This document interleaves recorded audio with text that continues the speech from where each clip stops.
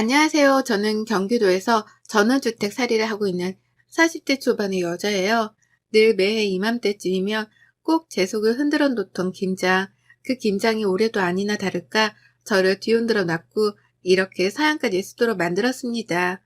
이제는 김치만 봐도 속이 울렁거릴 것만 같은데요. 제가 사랑하는 김치를 이대로 싫어하기만은 할 수가 없어 속이라도 풀려는 마음으로 사연을 적어봅니다. 사연 다 쓰고 시누이들한테 링크 전송도 할 거니까 댓글도 많이 좀 달아주세요. 도서가 없는 글이더라도 화가 난 며느리라는 걸 감안해 잘 읽어주시고요. 저는 이제 결혼한 지 12년 차입니다. 10년이라는 강산을 한번 넘겼으니 절대로 짧은 결혼 생활을 한 것도 아니었죠. 저희 남편은 사업을 하는 사람이지만 일이 잘 풀리지 않아 여러 개의 사업을 돌려하며 어떻게든 돈을 벌어오는 가장이었어요. 하나를 진득하게 하지 못하고 조금 돈이 벌리면 이것도 하고 저것도 해가면서 돈 나갈 구실만 만들어대는 능력 없는 사장 말이죠. 그러다 보니 정작 그 속을 들여다보면 남아있는 게 하나도 없었습니다. 무슨 사업을 또 한다면서 제 앞에서 자랑은 엄청 하는데 통장으로 들어오는 생활비는 10년 전이나 지금이나 변한 게 없었어요. 그 사이에 물가 상승한 게 얼마고 애들이 자라서 들어가는 학원비가 얼마인데 우리 남편은 그런 변화를 혼자 체감하지 못하고 사는 듯 보였죠. 문제는 그뿐만이 아니었습니다. 살다 보니 집을 팔고 전원살이를 하게 되는 날이 다 찾아오더라고요. 서울에서 비싼 아파트는 아니더라도 동네에서 멀끔하게 잘 지어져 있던 아파트에서 살아왔었거든요. 결혼하면서 남편이 70, 그리고 저희 친정에서 30 정도로 대줬던 돈으로 산 집이었습니다. 그런데 그걸 한창 아파트 값이 올라가 있던 몇 년 전에 팔아버리더라고요. 갑자기 전원생활의 뜻이 생겼다면서 말이죠. 처음엔 전원생활이라는 말만 들어도 설렜습니다. 남편이 돈을 많이 벌어서 우리가 큰 집으로 이사를 가나 보다 했어요. 그래서 애들 교육이 걱정이 되긴 했어도 어떻게든 되겠거니 했었답니다. 근데요, 전원생활을 하러 이사를 가고 나서야 알았어요. 남편 사업이 잘 풀리지가 않아 그 대용으로 아파트를 팔아버렸다는 걸 말이죠. 남편이 사업하는 데에 돈을 쓰고 나니 남는 돈이 별로 없어서 전원생활을 시작하긴 했으나 정말 쥐꼬리만한 크기의 전원에서 살게 되었다는 걸 말입니다. 코로나만으로도 세상이 확 변했다는 느낌에 걱정이 태산이었는데 사는 집의 환경과 위치까지도 싹 다 바뀐 바람에 저는 정말 사는 데에 적응하는 걸 목표로 두며 버텼습니다. 애들도 키워야 하고 팔아버린 아파트를 아까워하면서 어떻게 우리가 다시 일어설 수 있을지 혼자 골머리를 앓아가며 남편을 지켜봤어요. 하지만 이런 제 속도 모르고 남편은 그저 또 입만 살아 사업을 벌려왔습니다. 유일하게 인정하는 건 남편의 긍정적인 입방정뿐이었네요. 어떻게든 버티다 보면 괜찮아질 거라는 말을 해가면서 저를 위로하는 그 뛰어난 말주변이었거든요. 하지만 이런 저의 어깨에 더 무거운 짐을 떠안기더라고요. 시어머니 말입니다. 가족 설명을 하려고 하니 갑자기 숨이 턱 막히는 심정인데요. 사연을 위해서 시댁 소개를 안 할래 안 할 수가 없으니 숨 한 번 꼭 참고 해보겠습니다. 저는 신우가 넷이에요. 하나도 아니고 둘도 아니고 그렇다고 셋도 아닌 넷 말이죠. 신우가 넷이나 되면 결혼 한번 고려할 법도 한데 왜 그런 집으로 시집을 갔냐고 물으신다면 이번에도 제 남편의 말주변이 크게 영향을 미쳤습니다. 무조건 누나들이랑은 부딪히지도 않게 해줄 거고 고생이란 건 절대 시키지 않을 거라고 호언장담을 하던 남편의 그 긍정적이고도 뛰어났던 말주변은 연애 때부터 시작되었었죠. 그러니 저는 남편이 나 하나만큼은 끔찍하게 생각해 주겠구나 싶어서 철석같이 믿고 결혼을 했고요. 그런데 결혼하고 나서 보니 남편의 사업부터 시작해서 시누이들의 시집살이까지 뭐 하나 결혼 전 약속대로 지켜지는 것이 한 개도 없었습니다. 정말 단 하나도 없었어요. 남편은 잘 되지도 않는 사업을 벌렸다가 무마하고 유지하며 집 밖을 겉돌았고 그러는 사이 시누이들은 미치도록 저를 찾아댔어요. 집안 행사가 있을 때에도 그렇고 걸핏하면 찾아댔습니다. 신우들은 저희 부부가 굉장히 잘 사는 줄 알거든요. 저희 남편이 그 많은 남매들 중에서 무려 막내이기까지 한데요. 막내가 사업을 한다고 하는데 이것저것 하는 게 많다고 하니 우리 시누이들은 뭐 대단한 사업가라도 되는 줄 알아나 보더라고요. 원래 사업에 대해서 잘 모르는 사람들은 사업을 한다고 하면 회사 운영을 하는 것 같은 큰 걸 상상하곤 하잖아요. 잘 모르는 사람일수록 말입니다. 그런데 저희 신우들, 그리고 시부모님이 딱 그랬어요. 아는 게 하나도 없는데 막내 동생이 사업을 한다고 하니 애가 진짜로 집안을 일으키기라도 할 상인가 보다 하며 진드기처럼 달라붙으려고 했답니다. 본인들 형편이 좋지를 못하니 남매들 중에서 사업을 한다는 저희 남편한테 들려붙으려고 한 거였죠. 사사건건 불러댔어요. 시부모님 생신 때는 두말할 것도 없이 당연하게 장남이나 막내, 그리고 집안의 기둥인 저희 남편이 참석을 해야 했고, 그 밖에 시부모님께 돈이 들어갈 일이 생기다면 또 당연하게 불려 나갔습니다. 병원 가시는 것도 가까이 사는 신우가 한 번쯤 데려가다 병원비를 내줄 법도 하고, 또 시부모님이 고기 먹고 싶다고 하면 나가서 직접 지불하고 자기 부모한테 사줄 법도 할 텐데요. 우리 신우들은 하나도 아니고 둘도 아니고 넷이나 되는 우리 시누이들은 모두 다 하나같이 당연하다는 듯 저를 찾았어요. 남편은 밖에서 사업을 하느라 바쁘고 정신이 없을 테니 집에서 가정주부로 살고 있던 저를 만만하다며 불러댄 겁니다. 늘 대신 계산을 하게 했고 당연하다는 듯이 저의 지갑을 훑어보는데 그렇게나 소름이 끼칠 수가 없었습니다. 어째 하나도 아닌 넷이나 되는 시누이들이 또 하나같이 거머리 같을까 싶어서 우습지도 않았던 거죠. 이런 집안으로 시집을 오기 쉽지 않을 텐데 귀엽고 시집을 와서 고생하며 사는 제가 애처롭기도 했고요. 하지만 무엇보다 저를 힘들게 하는 건 바로 김장철이었어요. 다른 생일날이나 제삿날 같은 건 밖에서 외식을 하거나 시어머니가 같이 요리 하나쯤은 거들어 주시니까 그런대로 괜찮았습니다. 근데요, 김장철만큼은 정말 떠올리기만 해도 숨이 답답할 정도로 저에게는 트라우마 비슷한 거였어요. 왜냐면 제가 정말 많은 김장들을 저 혼자서 담궈내야 했거든요. 그 시작은 4년 전쯤이었고요. 원래는 제가 친정에서 김치를 받아 먹었습니다. 시댁에서 시어머니랑 시누이들이 자꾸만 같이 하자고 저를 불러대는데도 저는 끝까지 친정에서 받아 먹겠다고 하면서 거절을 했어요. 시누이들도 자기 친정에서 김치를 받아 먹는데 나는 내 친정에서 김치를 받아다 먹지를 못하는 건가 싶었으니까요. 시댁 김장은 조금 짠 반면에 저희 친정은 제 입맛에 딱 맞게 김치를 만들어줘서 제가 더 선호를 하기도 했고요. 그렇게 결혼하고 4년 가까이는 저희 친정에서 받아 먹으며 김장철에 굳이 김장을 하러 시댁을 찾지 않아도 되었어요. 그러면서 한 번씩 번갈아 가며 시누이들한테 김장 좀 같이 안 한다는 이유만으로 욕을 먹기도 했지만 한 끼로 흘려드리려 노력했고요. 그러다 4년 전에 친정엄마가 돌아가셨습니다. 그로부터 제 시댁살이는 송두리째 바뀌어버렸죠. 친정엄마가 돌아가셨다는 이유만으로 시댁에서는 저를 더 적극적으로 시댁에 불러냈어요. 김장철에는 더더욱이요. 김장철이 아닐 때에는 외롭고 힘들 테니 와서 같이 밥 먹자며 불러내서 요리시키고 설거지시키며 고생은 다 시키더니만 김장철일 땐 작정을 했다는 듯 김장을 시키려고 불러내더라고요. 첫 1년째에는 시누이들도 다 같이 모여서 김장을 했습니다. 모임 장소가 시댁이었는데요. 시어머니가 전날부터 아예 자국하라면서 주말부터 저희 가족들을 다 불러내서는 시어머니 따라서 같이 장도 보고 수육 준비도 하며 잔치 준비를 하듯이 일을 했어요. 그러면 시누이들은 모든 김장할 준비가 다 끝나고 난 후에야 시댁으로 하나둘 자기 가족들을 데리고 참석을 했죠. 집안에 사람들이 빼곡하다 못해 꽉꽉 차서는 발 디딜 틈도 없었습니다. 김장을 하자고 모인 게 맞나 싶을 정도로 시누이들은 김장을 하기는커녕 관심도 가지질 않았어요.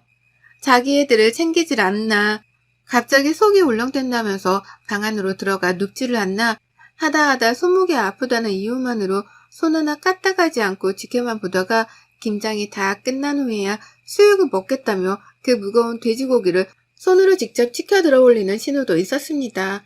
이것들이 나를 가지고 장난을 하는 건가 싶었죠. 하지만 너무 피곤하니까 어떤 말도 나오지를 않더라고요. 전날부터 시어머니 옆에서 김장을 하며 김장 준비를 했던 것만으로도 힘이 다 빠질 것 같았는데 시누이들 가족들까지 우르르 몰려와 있는 시댁 안에서 내 아이들도 챙기고 김장도 하고 또 마무리를 하는 과정부터 시작해서 수육 삶기에 설거지까지 엄청나게 방대한 양의 일들을 해내야 했다 보니 체력이 남아돌지를 않았어요. 그리고 그 후 얼마 지나지 않아서 저희가 바로 경기도로 이사를 가며 전원살이를 시작하게 되었는데요. 시누이들이 소름 끼치도록 이 말만 번갈아 하더라고요. 다음 김장은 너네 집에서 하자. 라는 말을 말이죠. 그렇게 저희 집에서는 김장이 본격화되었답니다. 시가족들이 모두 다 서울에 살고 있었는데요. 그 누구도 경기도까지 가서 김장을 하는 것에 반대를 하는 사람이 없었어요. 그 누구도 서울에 살던 집보다 더 좁고 답답한 전원주택에서 사는 걸 가지고 안쓰럽다며 위로해주는 사람 하나 없었습니다. 오히려 전과 똑같이 그 많은 자기 식구들을 모조리 데려와서는 김장을 하라 하는데 그 과정에서조차 열받는 일들이 많았네요. 또 게으름을 피우면서 겁만 도는 시누이, 자기 아이를 챙겨야만 하는 핑계를 대면서 김장을 하다 마는 시누이, 수다만 떤다고 김장을 하기는 개뿔, 폰만 잡고 있는 시누 등등 이것들은 저마다 가지고 있는 단점들을 서로 번갈아 해가면서 김장을 대충 해댔습니다. 그러니 저는 빨리 내 집안에서 내보내야 한다는 생각에 더 필사적으로 김장을 했고 그렇게 개고생을 하고 나서 보면 꼭 제가 다 김장을 해놨더라고요. 그러면 신우들은 당당하게 제가 해놓은 김장들을 챙겨가면서 다들 수고했다는 인사를 지들이 했습니다. 마치 자기들도 대단히 손을 거들어준 것 마냥 말이죠. 이것만으로도 저는 충분히 힘들었어요. 몸이 버티기 힘들었고 가뜩이나 남편이 하는 일 때문에 정신적으로도 버티기가 쉽지 않은데 김장만 하면 몸살까지 나서는 우울한 상태가 극도로 커졌죠. 그리고 바로 올해 제발 이번만큼은 어떻게 해서라도 저희 집에서 김장을 하지 않게 하려고 했습니다. 무슨 일이 있더라도 내 집에 시누이들이 우르르 몰려들어오는 그 꼴만큼은 안 보겠다며 남편한테도 몇 달 전부터 언지를 줬어요. 마누라 고생을 시키면 기분이 좋냐고 화를 내면서 말이죠. 남편도 분명 계속해서 화를 내고 힘들어하는 저를 보며 올해만큼은 김장을 시댁에서 다시 하자 하겠다며 제 편을 들어줬습니다. 그리고 저도 그런 줄 알고 이번 김장철은 아무것도 안 하려 했죠. 다만 김장을 사 먹는 게 아까워서 저 혼자 우리 가족 거를 만들려고 동네 슈퍼에서 배추 10포기 정도는 사놨고요. 그런데 저번 주말을 바로 하루 앞뒀던 금요일날 남편이 예고도 없이 그러더라고요. 누나들이 집에 온다는데? 배추랑 다 샀다는데? 라고요. 이 쪼다 같은 놈이 글쎄 누나들한테 집에 오지 말란 말도 못한 채 온다는 걸 오케이 했다는 겁니다. 김장을 자기 집도 아닌 제 집에서 하겠다며 지들끼리 배추도 사서는 준비를 마쳤다고까지 했네요. 저는 김장을 할 생각이 없다고 대답을 했으나 남편은 중간에서 어쩔 줄을 몰라 했고 신우들은 한사코 고집을 부렸어요. 김장철이 다 되도록 연락도 없고 이렇다 할 답이 없길래 우리끼리 배추를 다 샀다고요. 그러니 이제 와서 취소할 생각은 말고 후딱 김장 만들고서 해산이나 하자고 말이에요. 제가 하기 싫은 티를 팍팍 내면서 거절 수 없던 비추니 그게 기분이 나빴던지 시누이들도 화를 틱틱 내더라고요. 그러면서 김장만 만들고서 후딱 해산할 테니 자기들을 시집살이 시키는 못된 신우로 만들지 말라는 말까지 했답니다. 정말 적반하장도 이런 적반하장이 따로 없었네요. 그리고 전 결국 무능하고 줏대없는 남편 때문에 시누이들을 다시금 제 집에 들이게 되었답니다. 맘 같아서는 당장이라도 집안을 뒤집어 놔서라도 거절을 하고 싶었지만 이미 배추를 100포기나 사놨다는 시누이들의 말, 이미 김장 준비 다 해놓고 한 달 전부터 우리 집에 올 계획을 세워놓고선 약속을 비웠다는 시누들의 말에 부담감을 100kg 정도는 떠안은 채로 시누들을 집에 들이게 되었어요. 그리고 시작되었죠. 며느리만의 단독 김장 퍼포먼스가 말이에요. 다 같이 하는 줄 알았습니다. 오지 말란 티까지 냈는데 집에 오겠다고 하는 걸 보면 적어도 김장하는 걸 옆에서 도와주기라도 할 줄 알았어요. 그런데 도와주거나 도와주라는 척을 하기는 개뿔. 이것들이 작정이라도 한 듯이 김장을 안 하더라고요. 김장을 하려면 배추를 소금에 담궈놔야 하잖아요. 배추를 절이지도 않으면 그게 무슨 김치겠어요. 그런데 신우들은 새 배추를 가져와서는 저한테 소금에 절여놓으란 심부름부터 시켰어요. 신우들이 한 건 배추를 씻어주기만 한 것뿐이었고요. 그렇게 저는 얼떨결에 또 김장을 빨리 해줘야겠다는 생각 하나만으로 배추에 소금을 절이기 시작했고 그게 절여지길 기다리는 시간 동안 시누이들이 내 집안을 해주고 다니는 걸 구경해야만 했습니다. 소금 뿌리고 절여지는데 거의 6시간 정도 넘게 걸렸는데 그 과정에서 시누이들은 그냥 제가 주도하는 김장을 옆에서 깨작거리며 도와주기만 했죠. 누구 하나 그 무거운 배추들을 직접 나르거나 물기를 짜낼 생각은 안 하더라고요. 다 제가 하는 걸 구경만 하다가 한 번씩 이러다 하루 종일 김장하겠다 라는 말을 거들며 잔소리만 던질 뿐이었답니다. 거기서 저는 이미 몇 번이고 화가 나 분노가 차오르는 상태였죠. 그리고 저는 그날 밤 12시를 넘겨서야 김장을 모두 다 끝냈어요. 그 사이 무슨 일이 있었는 줄 아세요? 신우들은 절여진 배추에다가 제가 직접 만들고 섞은 김치 속으로 어떻게든 김치를 만들긴 만들었는데 지들 거 몇 포기만 만들고서는 힘들다고 하나둘 나가 떨어지더라고요. 아무도 끝까지 이 많은 배추들을 책임지고 김치로 만드는 사람은 없었습니다. 급기야 자기들은 배추를 사왔으니 김치를 담그는 노동은 제가 당연하게 해야 한다는 말까지 하면서 지들끼리 TV 앞에 가서 앉더라고요. 사오라는 말을 한 적도 없는데 지들이 멋대로 사와놓고서는 저한테 김치를 담그라 하다니 화가 나서 거칠어지는 숨소리에 괜히 걱정이 되었던지 남편은 뒤늦게야 나서서 저를 도와주긴 했어요. 하지만 김장을 담그다 보니 눈물이 차오르는 걸 어쩔 수가 없었습니다. 그리고 결국 김장을 12시가 넘겨 끝을 내고 난 후 제 집 거실에 널브러져 잠이 든 시누이들과 그 가족들을 보며 저도 모르게 결심을 했죠. 내가 지금 당장에 죽는 한이 있더라도 이것들하고는 평생 안 보기 위해서라도 쫑을 내야겠다고 말이에요. 다시는 이것들과 마주보지 말아야겠다고 말입니다. 어떻게든 빨리 해치워서 내 집안에서 나는 김치 냄새라도 빼려고 서두른 건데 정신을 차리면서 김치를 만들고 있다 보니 모두가 잠이 들었던 그 한밤중 저는 혼자서 김치만큼이나 시뻘거진 제 얼굴을 다독여가며 그 모든 분노를 평생의 인내심을 가지고서 참아냈어요. 그리고 다음날 아침 저는 시누이들이 사오고 담그지도 않은 그 100포기의 배추들을 모조리 다 콩알만한 집 앞 마당에다 버렸습니다. 네, 저희가 따로 잔디를 심은 것도 아니라서 완전히 흙바닥밖에 없는 마당이었는데요. 그 마당에다가 제가 기껏 고생하고 피땀 흘려서 만들었던 그 배추 100포기를 아낌없이 바닥에 버렸어요.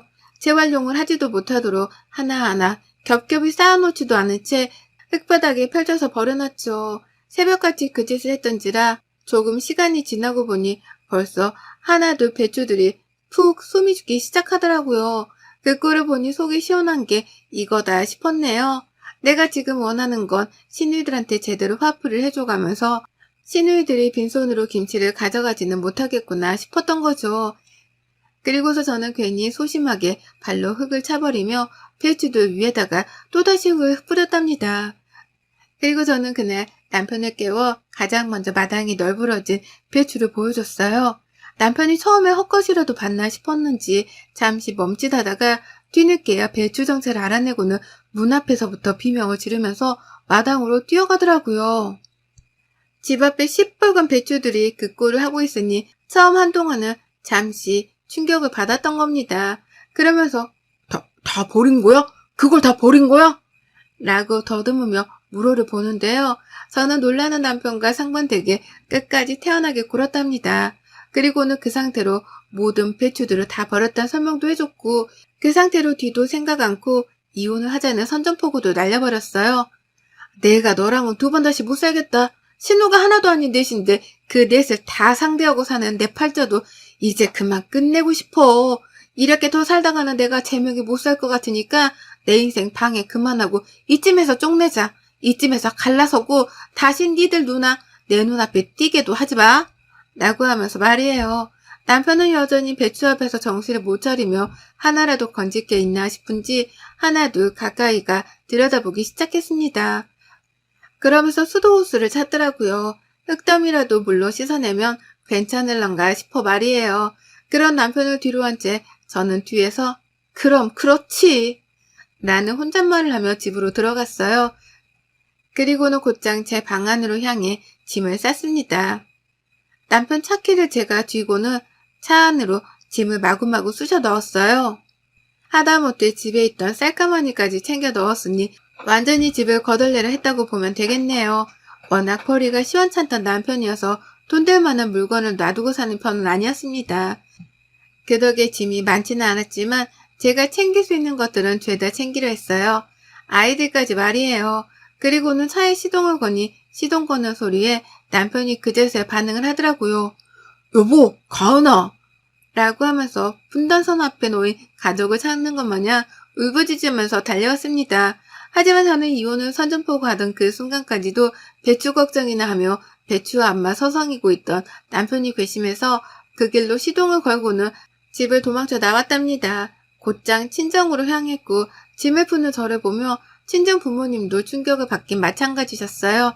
다만 쌀가마니까지 챙겨온 딸의 모습이 안타까우셨는지 저희 아이들을 안아주며 아무 말 없이 집안에 들여보내주시더라고요. 저는 그 길로 이혼 서류를 떼서 남편한테 퀵을 보냈습니다. 평생 가정주부라 급하다 할 게 없으니 퀵 배달이라는 걸 써본 적도 없는 저인데 이혼 서류를 배달시킨다며 이런 배달업체를 다 이용해 봤네요. 남편은 차가 없어 이동이 어려운지 바로 찾아오지도 못했어요. 시누이들은 전화통에 불이 나도록 전화를 걸어왔으나 제가 다 씹었고 결국 남편은 이혼 서류를 받고 나서야 저희 친정으로 찾아왔어요. 하지만 저희 부모님은 집에 들여보내주기는커녕 안 가면 경찰을 부르겠다고 으름장을 놓으셨고 남편은 결국 제 얼굴을 보지 못한 채 돌아가야 했답니다. 오늘아 택시비도 들었을 텐데 아무 소득 없이 들고 있던 이혼 서류를 그대로 들고 집에 돌아갔답니다. 저는 이혼을 해줄 때까지 남편을 보지 않겠다고 재차 선전포고를 했고 재산 분할을 위해 소송도 걸겠다고 했네요. 아파트를 팔며 남겼을 내 친정의 지분 정도는 도로 챙겨와야겠다 싶어서 말이죠. 어쩌다 이렇게 괴팍하게 이혼을 하게 되었는지는 모르겠지만 남편이라는 작자한테 미련이 하나도 남지 않은 저인지라 후회 따위는 없습니다. 하나 있다면 아이들한테 상처를 준 것이겠으나 아이들한테도 이런 고모들이나 아빠랑 같이 섞여 지내느니 저랑만 사는 게 훨 이로울 거다 싶네요. 김장 덕분에 시댁 식구들은 걸러야만 하는 인간들이라는 거 오래전부터 배웠는데 이제서야 행동으로 옮겨 이혼하려 하는 저를 기특하다 칭찬해주고 싶습니다. 아직 늦지 않았으니 이제라도 정신 차리고 시댁, 아니 시누들하고는 정말 평생 쫑 낼랍니다. 여러분의 생각은 댓글로 남겨주세요. 오늘도 시청해주셔서 정말 감사합니다.